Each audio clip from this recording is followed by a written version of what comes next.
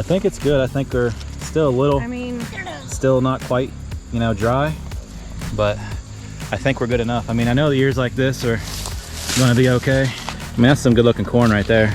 It's one of the things where it'd been nice to let it stand for another 2 or 3 weeks and then come after it, but we don't have a choice in that matter, so we gotta do what we can. Looks pretty dark in there, but we've got almost all of it out. Whew. Good morning, everybody. Welcome back to Locust Grove Homestead. I am tired this morning. We had a 15-hour day yesterday, and we harvested just about 1/5 of an acre corn last night, and we worked right up until dark. We've got all this corn in the back of the truck. It needs to be husked, and then it needs to be stored in a cage. First, we need to build a cage for it.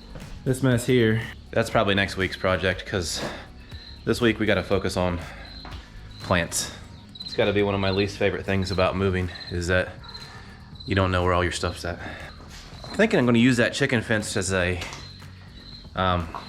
stationary wire to hold the corn in while it dries. Basically like a mini corn crib. All right, first things first, you need to get a layer down the pallet so it won't fall through. That's 6 staples.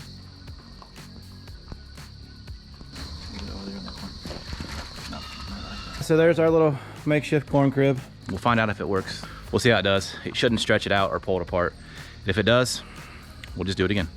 This is a learning process here. This is not a do what I do. This is a, hey, I'm one of those guys that just likes to do crazy stuff sometimes that no one else does. Don't do it if you don't know what you're doing. If it fails, it's a lesson learned. Now we know we can try something different than this instead of doing this. Yep, he gets it. First few nights succeed, try. That's it. Well, this is gonna be the telltale. We'll see if this works. Oh, look at that, it works just fine. All right. I think we're gonna have to put some more in there though. What do you think? Let's see what we got in here. Oh, we got corn. We got lots of corn. One's piled up. There you go. There's our bloody butcher corn. Off with the fresh hair coming with it too. This is a weirdly shaped one. It's hunched over. Should shave your hair every once in a while. Did you know that every one of these hairs is a kernel of corn? Every one of these hairs is one kernel of corn produced. So what happens is these hairs, right? They go all the way to the top of the ear, up here. Oh, so it makes the... And so when the pollen falls on the ear of corn, the tassel pollen falls off. And you see right there, see that's tassel pollen. See it? You see these little things right in here? That is pollen from the tassel of the corn. Here's a piece of corn that's hunched over. This one's hairy. Just on the tip.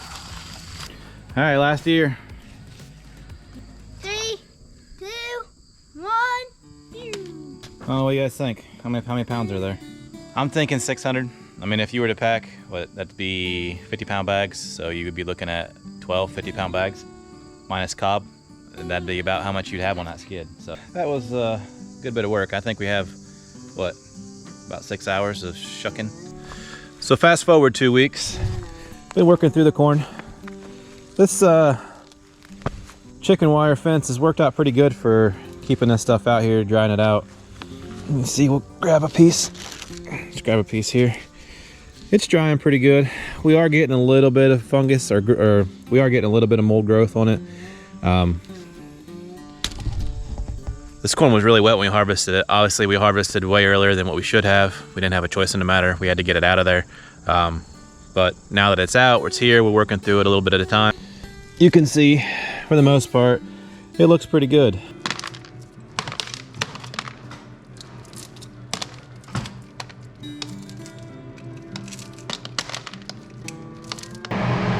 We've been slowly drawing our way through this. It's getting there. Had that thing working pretty hard for the last couple weeks. Been working through it pretty good, filling up 1 5-gallon bucket at a time. I figure if we can get 300-400 pounds in the basement, stored up for the year, then that's pretty good food security for us. So I'd say the big question for me was it worth it this year? And that's definitely a yes. I learned a lot from that process. Never grown corn at that scale before. And I really wanted to see what it would take, what would be the cost, what would your yields be? And we didn't really put anything into that this year, right? We had just the one spraying that we did to be able to manage for grass, but that was it. I think it cost me, it was like 20 bucks, something like that. So overall, I probably had $20 plus seed in that crop. And we're gonna get about 500 pounds out of that. So, that's just about 10 bushels. So $2 a bushel is what I have invested in that. Plus the access to the land. Of course, that was pretty expensive, more expensive than what I would have liked to have had. But that's just is what it is when you're new and you're trying to find a little niche or a little place to get in there. There's a lot of people who are going to try to take advantage of you, and it's just something you have to deal with. So we're growing now that we're settled in a place and I can start to manage it here at the house.